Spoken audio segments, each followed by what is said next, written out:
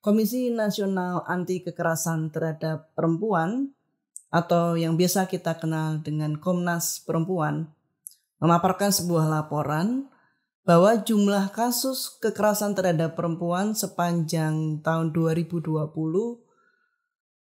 di angka 299.911 kasus. Ini angka yang memprihatinkan sebetulnya.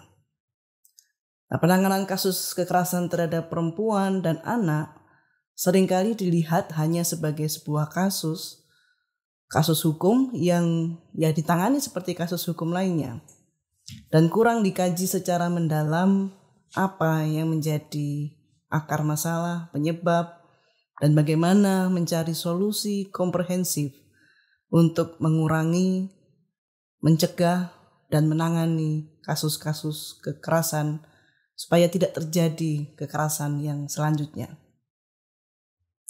Selama ini barangkali juga banyak masyarakat yang entah dia sebagai korban maupun orang yang mengetahui terjadinya kasus kekerasan, terutama kekerasan seksual, menganggap bahwa kasus-kasus seperti ini harus ditutupi dan itu adalah sebuah aib.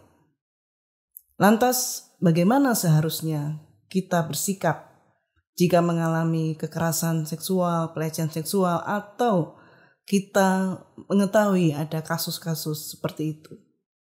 Bantuan hukum yang bisa diakses oleh mereka atau bantuan hukum yang bisa kita sediakan untuk mereka itu seperti apa? Apa yang bisa dilakukan untuk mencegah kasus-kasus kekerasan terhadap perempuan dan anak?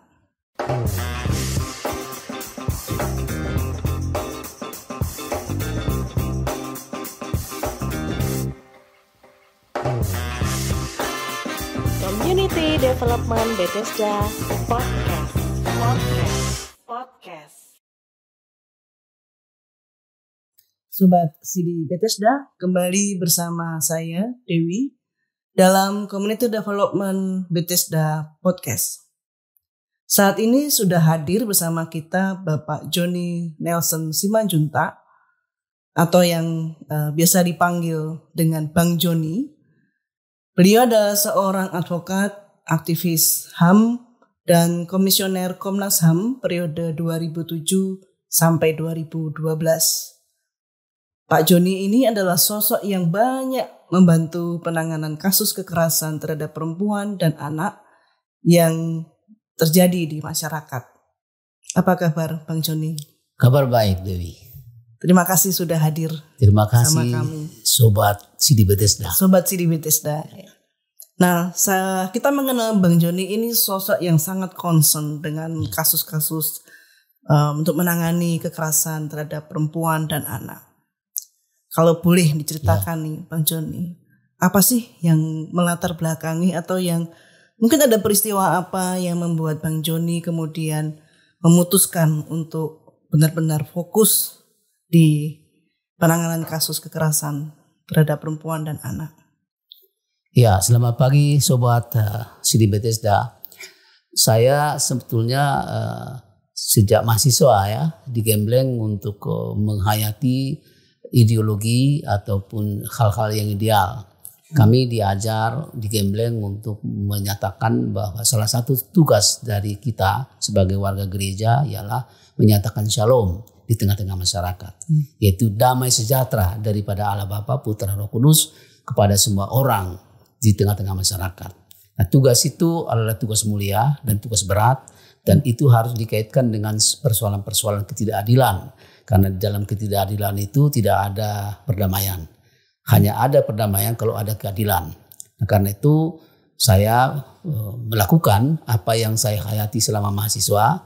Dan begitu saya selesai dari mahasiswa, dulu sarjana hukum, saya tidak memilih bekerja untuk pegawai negeri. Salah satu pilihan saya adalah bekerja di tengah-tengah masyarakat yang diinspirasi oleh gereja. Nah, karena itu saya masuk di YBKS di Solo dan di Solo saya sudah mulai melakukan kegiatan-kegiatan membela perempuan dan kami dulu namanya punya kelompok perempuan. Itu masih tahun 84 tahun 85. Dan sejak itu saya sudah bekerja untuk membela perempuan dan juga membela anak.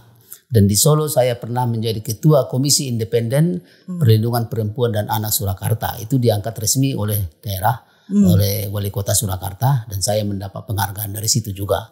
Nah, sejak itulah saya terus-menerus bekerja untuk kepentingan perempuan dan anak. Persoalan memang banyak, bahwa perempuan dinomor duakan, perempuan didiskriminasi, anak kurang mendapat perhatian, anak mendapat kekerasan. Semua itu adalah kompleksitas yang selalu menjadi perhatian kami, bukan saja sebagai instrumen untuk memberikan bantuan hukum, tapi juga melakukan suatu analisis sosial. Mengapa perempuan tertindas, mengapa anak menjadi sasaran atau korban dari kekerasan. Kami melakukan satu analisis terhadap sistem sosial yang berlaku. Nah, sistem sosial kita ini kan di banyak tempat itu adalah sistem patrilineal dan lebih mengunggulkan laki-laki dan juga mengunggulkan orang tua. Nah, karena itu kekerasan terhadap perempuan tidak lepas dari sistem sosial kita, tidak lepas dari struktur budaya kita, tidak lepas dari nilai-nilai yang diwariskan dari waktu ke waktu. Itulah yang menjadi persoalan besar. Kami sebut itu adalah salah satu bentuk ketidakadilan struktural. Dalam konteks hak asasi manusia disebut itulah pelanggaran HAM secara struktural. Itu pelanggaran terhadap hak-hak perempuan, hak-hak anak yang memang sudah terselubung, tercakup, masuk di dalam budaya itu sendiri. Karena itu harus dibongkar budayanya, dibongkar sistem sosialnya. Itu yang kita sebut upaya yang terbaik untuk membongkar ini adalah transformasi sosial. Transformasi sosial ya. Dalam kurun waktu berarti udah puluhan tahun ya Bang? Puluhan tahun saya.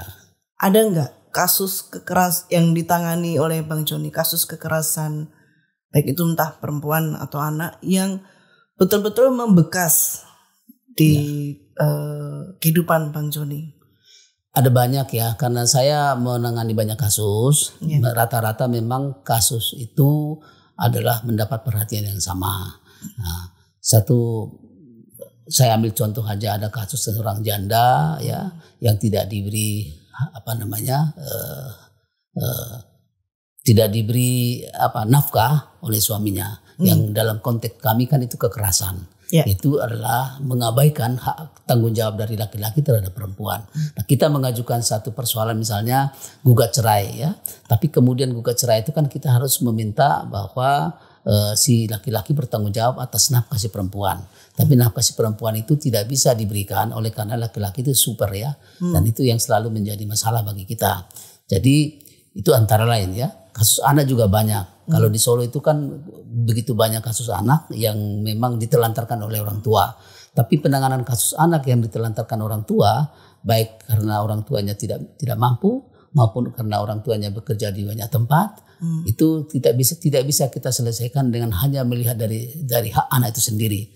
Anak yang misalnya mendapat kekerasan ya, kekerasan pertama misalnya dipaksa untuk bekerja. Ya, itu tidak bisa kita lihat dari konteks anak itu sendiri, karena persoalan hak anak itu kan tergantung pada konteks kesejahteraan dari bapak ya sama orang tuanya. Jadi saya tidak bisa sebut satu kasus, dua kasus secara contoh kasuistik, tapi ada banyak yang membawa perhatian saya secara pribadi atas perkara-perkara anak dan perempuan baik di Solo maupun di tempat lain. Gitu. Paling banyak di Solo yang Bang Joni tangani ya. 1984 sampai 2005 banyak di Solo. Banyak di Solo. Ya. Sesudah itu banyak di Jakarta. Karena ya, kan saya pindah ke Jakarta 2007 sampai sekarang kan saya ada di Jakarta. Ya. Dan di Jakarta itu saya banyak juga membantu orang perempuan dan anak untuk mendapatkan keadilan. Nah, sekarang ini ya, saya sedang menangani perkara seorang perempuan yang dipoligami oleh suaminya secara tidak sah. Itu tentara angkatan udara. Dan karena tentara angkatan udara maka peradilannya di militer dan persoalannya di militer. Nah, kita menangani perkara itu untuk membantu seorang perempuan itu. Jadi dia sudah diabaikan hak-haknya sebagai istri hampir 20 tahun. Dan selama 20 tahun itu dia tidak tahu bahwa suaminya itu sudah berpoligami dengan kawin siri.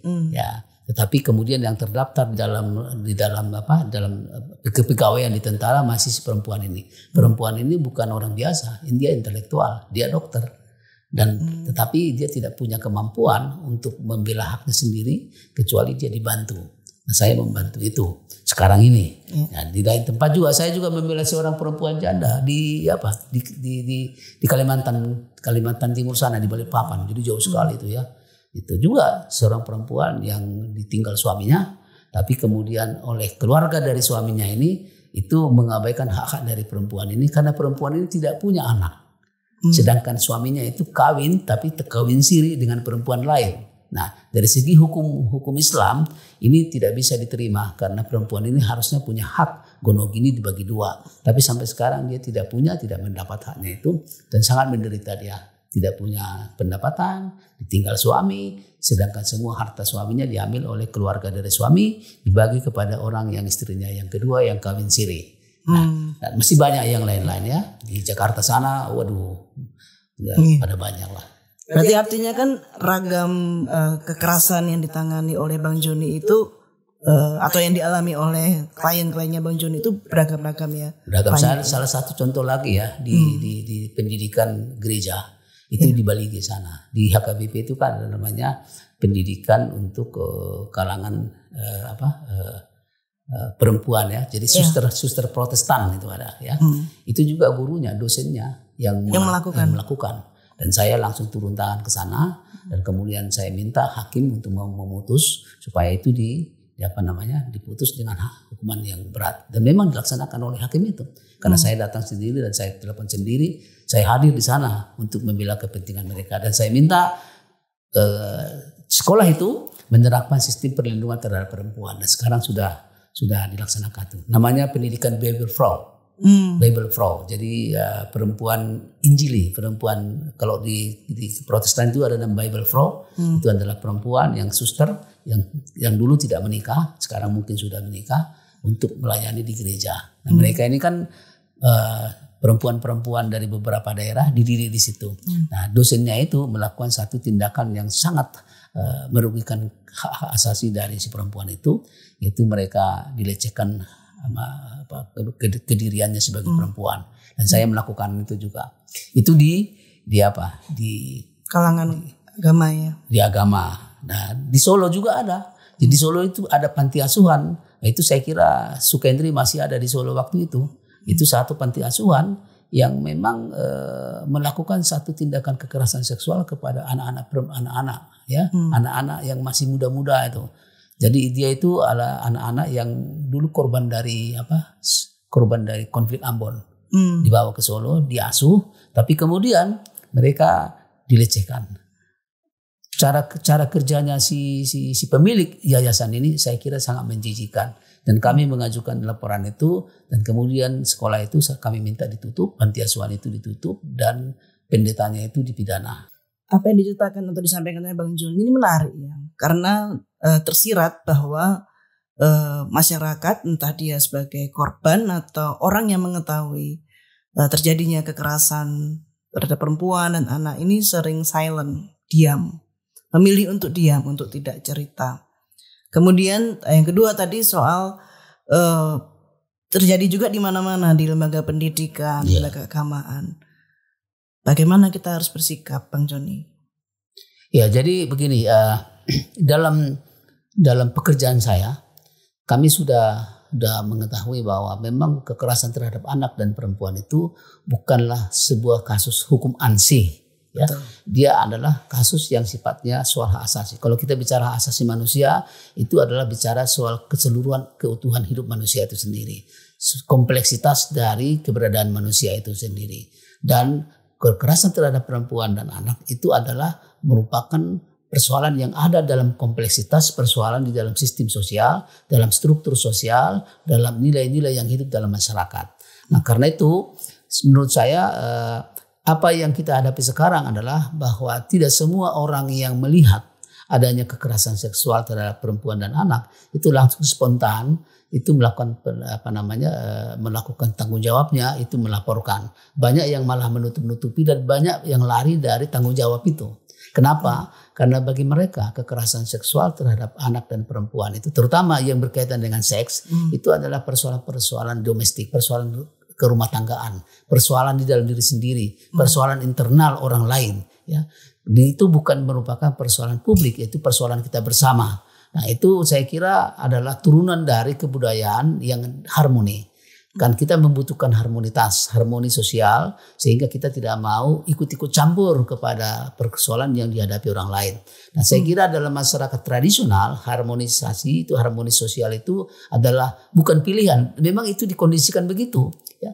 Bagaimana caranya supaya kita tidak berribut dengan keluarga yang lain, jangan ikut campur, kira-kira itulah. Tidak mengganggu gitu tidak ya. mengganggu. Inilah yang menciptakan orang tidak perlu melakukan satu pelaporan.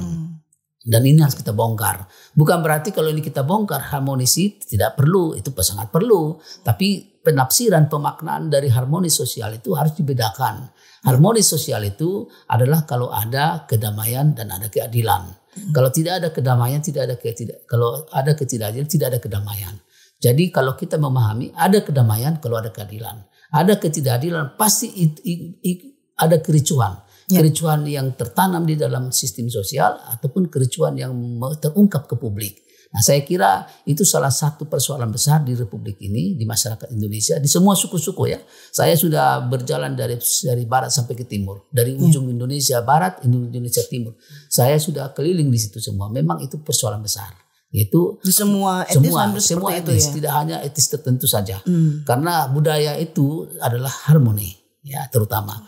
Cuma beda dengan masalah harmoni di dalam masyarakat Jawa dan masyarakat Batak misalnya, atau masyarakat Toraja atau masyarakat Papua, beda tentu ya.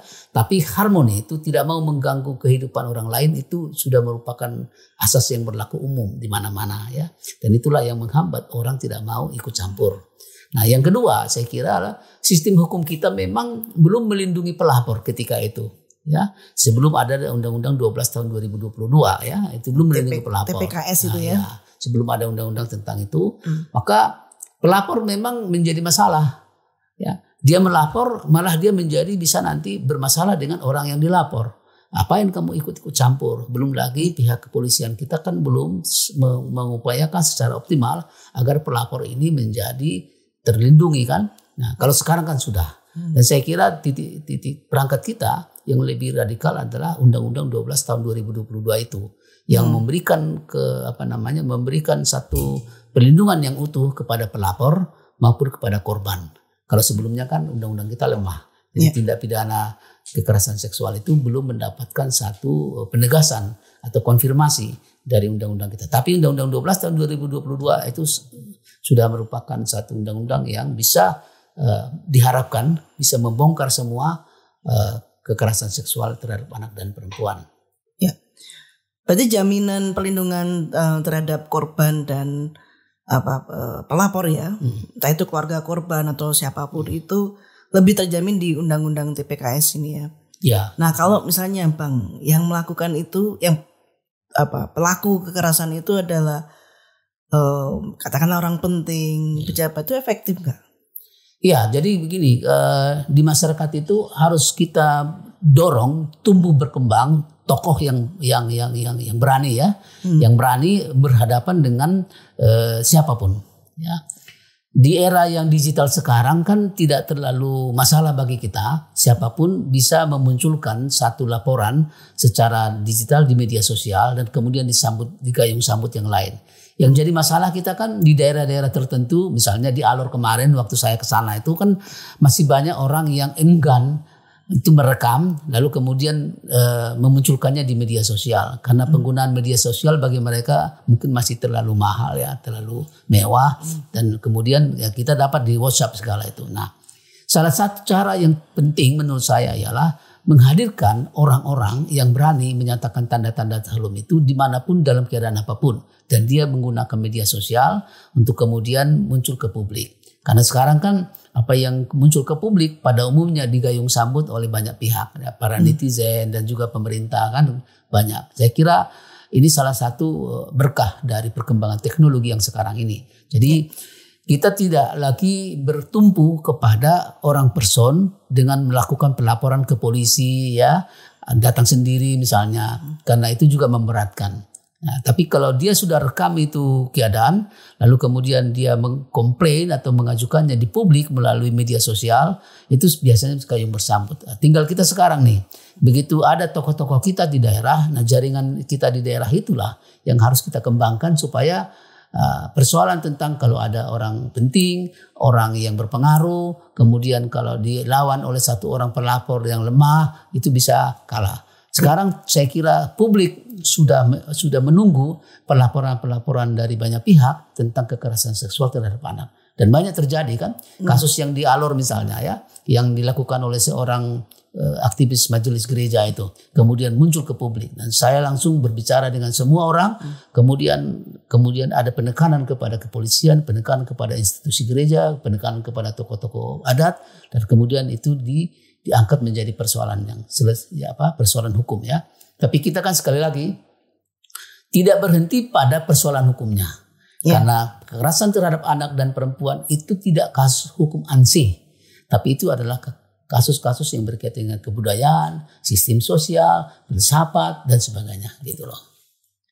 Nah ya, jadi soal ketidakberdayaan itu sudah bisa ketidakberdayaan korban itu berarti sudah bisa fasilitasi ya, difasilitasi oleh media sosial.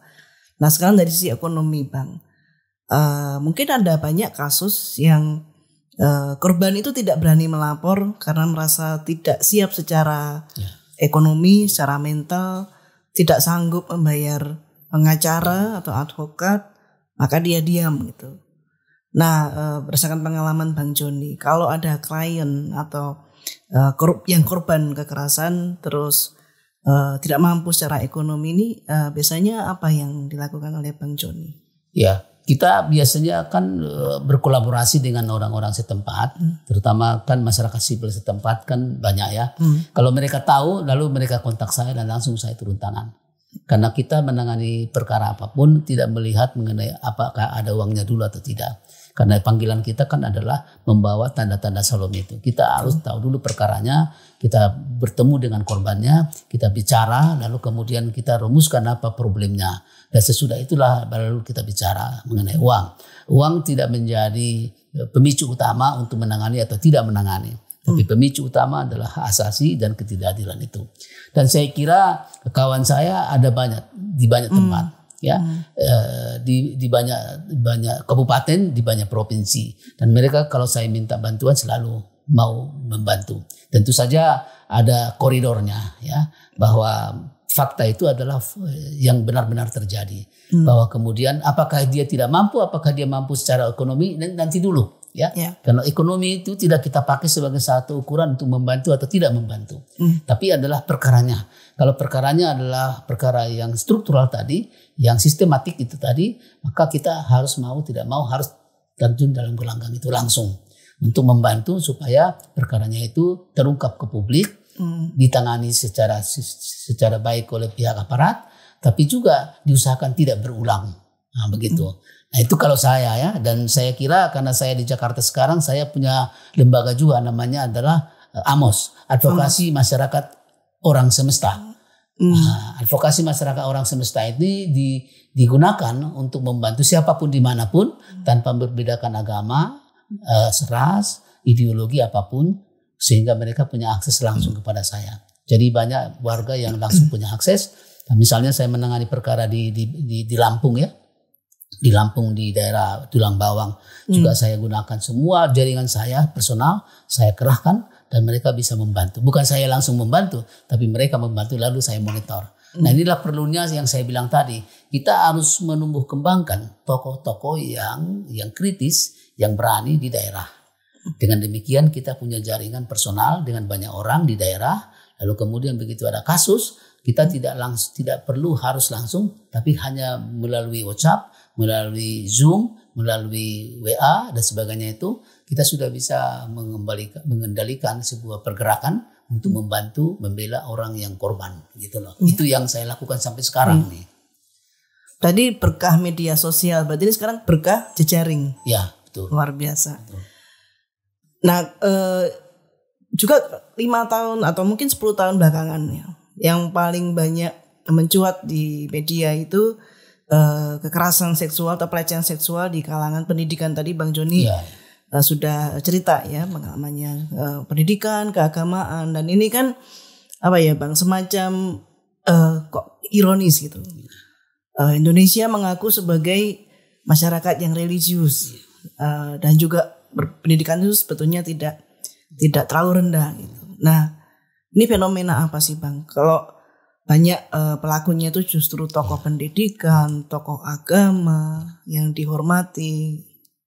Ya, jadi ini yang disebut sebuah persoalan disfungsi ya. Jadi tidak berfungsinya nilai-nilai keagamaan itu bagi orang yang menghayatinya atau bagi orang yang bekerja di situ. Kalau berfungsi nilai keagamaannya, dia tidak akan melakukan itu. Artinya apa? Agama itu adalah sebuah ilmu, tapi bukan sebuah hayatan. Sama dengan pendidikan juga ya. Apa yang terjadi di pendidikan seperti di universitas, dia tidak terhayati. Jadi disfungsi edukasi. Pendidikan itu bukan sebuah nilai, tapi sebuah ilmu saja. Ilmu adalah hanya ada dalam kerangka berpikir, dalam otak saja.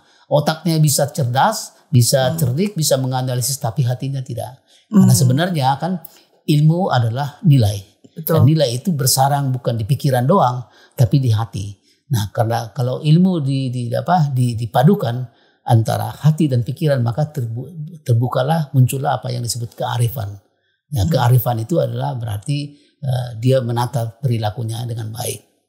Dan saya kira apa yang terjadi di kelompok agama, hampir semua agama, ya kita tidak bicara dengan agama tertentu, hampir semua agama. Saya sudah bilang tadi di agama Kristen ada, ya di agama Islam ada, agama Buddha ada, Hindu ada, hampir semua agama-agama, tokoh-tokoh agama melakukannya. Di pendidikan juga ada, di sekolah SD, SMP, universitas ada juga. Nah ini yang disebut disfungsi, karena manusia lebih didorong untuk mengerti ilmu, tapi tidak menghayati nilainya. Karena ilmu itu kan untuk mengembangkan kemanusiaan manusia, bukan mengembangkan secara teori aja, tapi mengembangkan kemanusiaan manusia, nilai-nilai kemanusiaan. Demikian juga agama. Dan menurut saya ini disfungsi, ini gejala-gejala yang semakin menguat adalah di era masyarakat modern adalah terlepasnya antara agama, ilmu dengan nilai. Ya, terlepasnya agama dan ilmu dari hayatan tentang nilainya. Apa fungsi dari ilmu itu? Apa fungsi dari agama itu? Karena kalau itu lepas, maka yang bekerja adalah otak, tapi hati tidak bekerja. Itu yang disebut hati nurani. Ya. Sudah hilang hati nurani. Karena diputus, ada gap. Ya. Ada gap itu antara ilmu dan hati. Iman tanpa perbuatan, ya kan? Kira-kira itulah. Beriman tapi tidak berbuat. Berbuat tapi tidak imannya. Nah itu ada gap. Nah gap itulah yang menjadi persoalan sekarang yang harus kita kemudian kita rapatkan ulang. Sambil diminum ini wedang udamu ya. Produk CD Bethesda. Mantap. Nah, lanjut ya Bang. Ya. Jadi hati nurani sudah hilang. Nah, dan itu di semua kalangan ya, di semua pendidikan dengan berbagai level, agama manapun, mungkin juga kepercayaan manapun ya. Nah, Bang Joni beberapa waktu sering melakukan pelatihan kepada aktivis yang concern atau peduli pada isu-isu kekerasan. Dan ini mungkin di luar Jawa juga lebih banyak. Ya. Nah, apakah betul nih Bang, ada situasi darurat? Ya, situasi darurat. Kalau tadi Bang Joni menggambarkan hilangnya hati nurani, sehingga kita perlu ada upaya ekstra untuk menghentikan kekerasan ini. Apakah betul seperti itu? Jadi kalau dalam perjalanan saya ya ke beberapa tempat, mau ke timur, ke barat, ke tengah, memang faktanya ialah banyak terjadi kekerasan terhadap perempuan itu maupun terhadap anak. Dan ini memang sudah terjadi dari dulu, ya.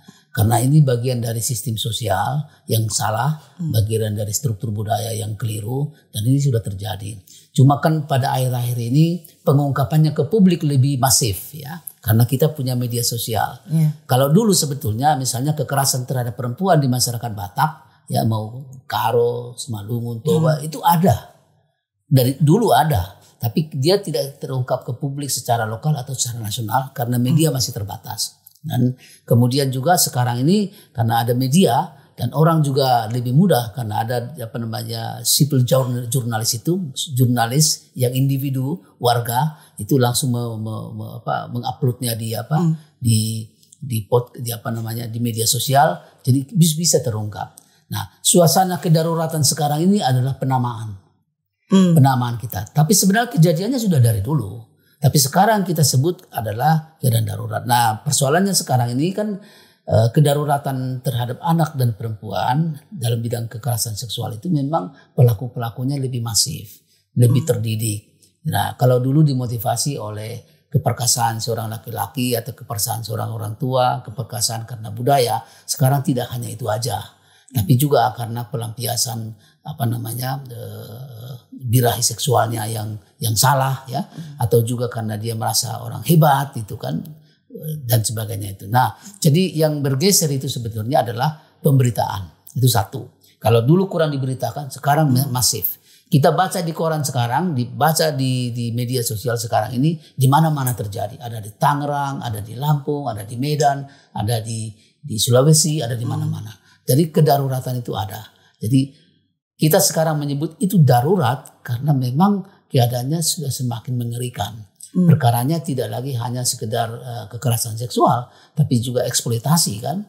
Kemudian juga ada tindakan-tindakannya yang berlebih-lebihan lah gitu lah. Yeah. Dan pelakunya bukan lagi orang-orang biasa, orang-orang terdidik, orang-orang yang sangat sangat berpengaruh di masyarakat. Jadi saya sependapat bahwa kedaruratan itu memang ada. Itu sebabnya saya bilang tadi, kita perlu tokoh-tokoh kritis di daerah, masyarakat sipil yang harus kita organisasikan supaya mereka ini mengangkat ke publik apa yang terjadi di daerah itu, karena kita tidak bisa menjangkau semua ya, dan kita perlu orang tokoh-tokoh. Itulah yang saya lakukan ketika mendidik orang di beberapa daerah tentang sensitivitasnya terhadap kekerasan seksual, strategi penanganannya dan konsistensinya, komitmennya itu harus seiring untuk melakukan itu, gitu loh. Berarti harus banyak yang diperbaiki. Pasti. Harus ada banyak yang ditransformasi. Pasti. Nah, Bang Joni bisa cerita atau pendapatnya tentang transformasi sosial itu untuk penanganan kasus kekerasan. Jadi kita melihat ya, di masyarakat tradisional kekerasan seksual itu banyak terungkap, banyak terjadi karena memang ada basis budaya, ada basis nilai-nilai budaya yang membenarkan, yang membuka ruang itu, yaitu adalah patrilineal tadi, adalah keperkasaan laki-laki dan juga keperkasaan dari orang-orang yang berpengaruh di tempat itu, dan itu tidak terbuka ke publik ya. Nah, masyarakat yang tradisional itu menjaga harmoni daripada ribut, lebih baik kita diam aja lah. Jadi toleransinya terhadap kejahatan itu tinggi pada masyarakat itu waktu itu, khusus mengenai kekerasan seksual ya. Mengenai kekerasan yang lain-lain berbeda ya. Kita bicara kekerasan seksual itu memang itu demikian itulah yang terjadi, yaitu orang bersikap diam, orang tidak mau ribut, lebih baik diselesaikan aja secara damai gitu ya. Nah, ini yang harus kita rombak.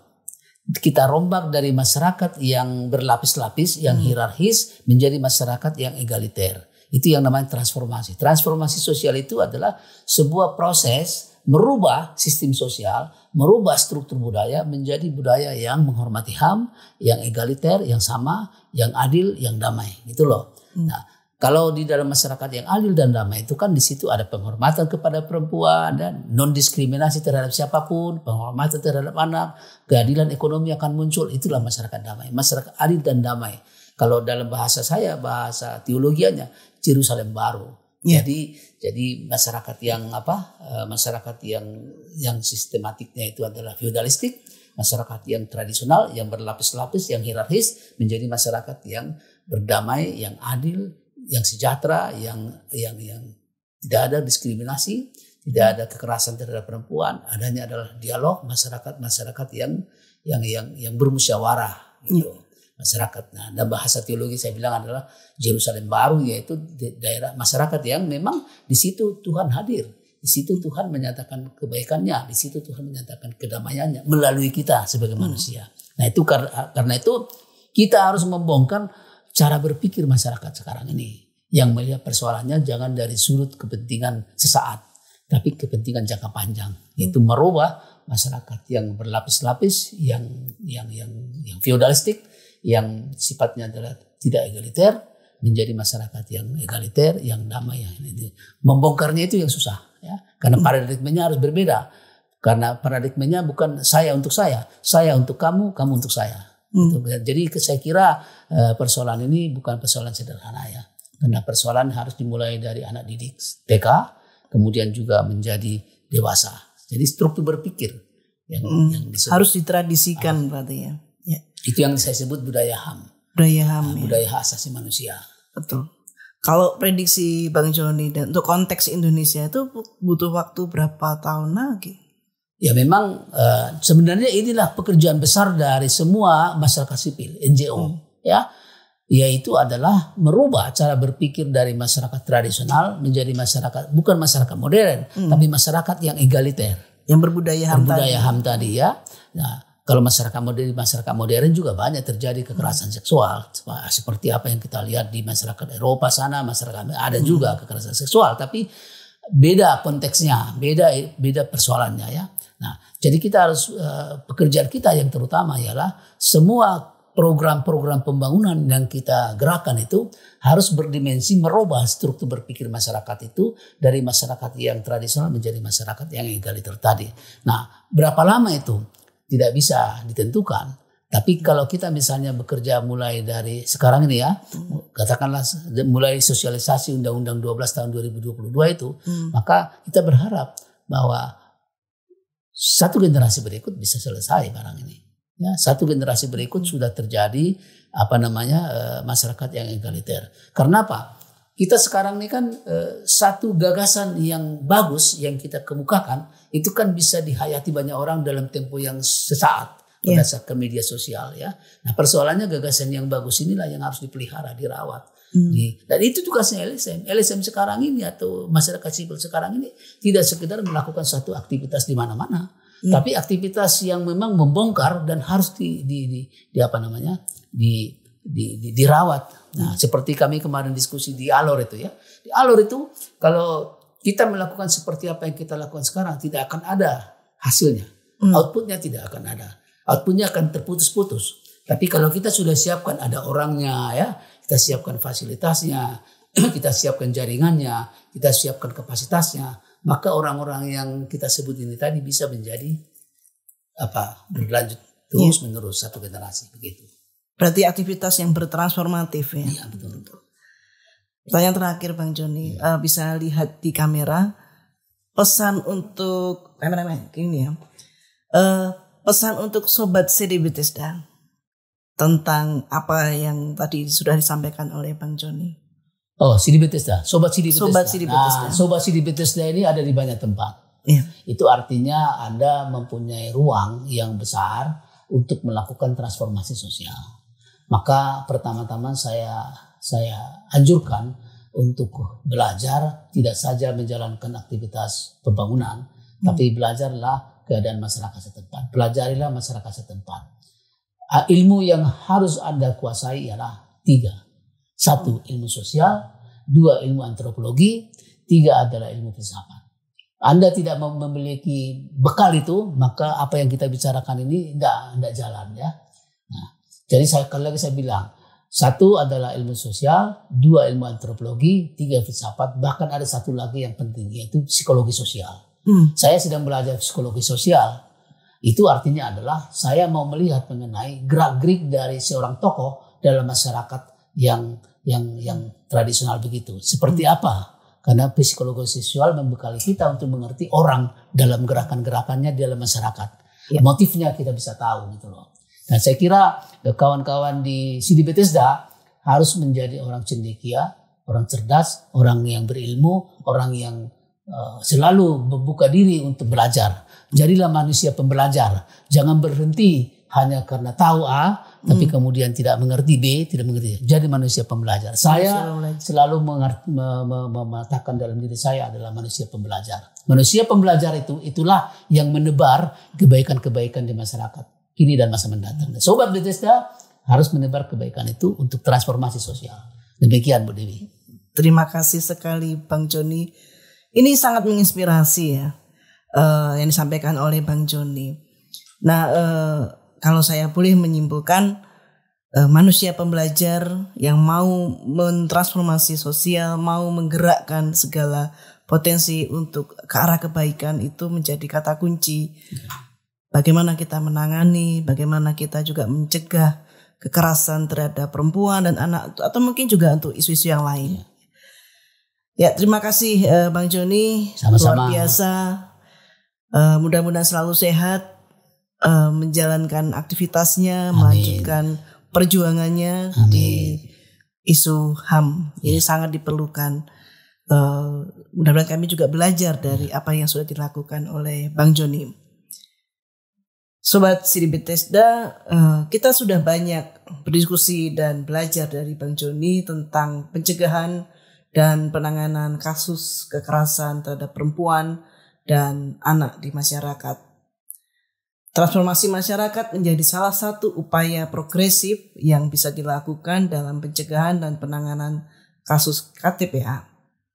Masyarakat memiliki peran yang cukup besar dan sangat penting dalam pencegahan dan penanganan kekerasan terhadap perempuan dan anak, atau barangkali juga kekerasan sosial lainnya. Kami ucapkan terima kasih kepada Sobat Sidi Bethesda sudah bergabung dalam Community Development Bethesda Podcast. Sampai bertemu di lain kesempatan. Saya, Dewi, pamit undur diri. Salam sehat dan kita lawan kekerasan terhadap perempuan dan anak. Jangan lupa like, komen, dan subscribe YouTube channel Sidi Bethesda.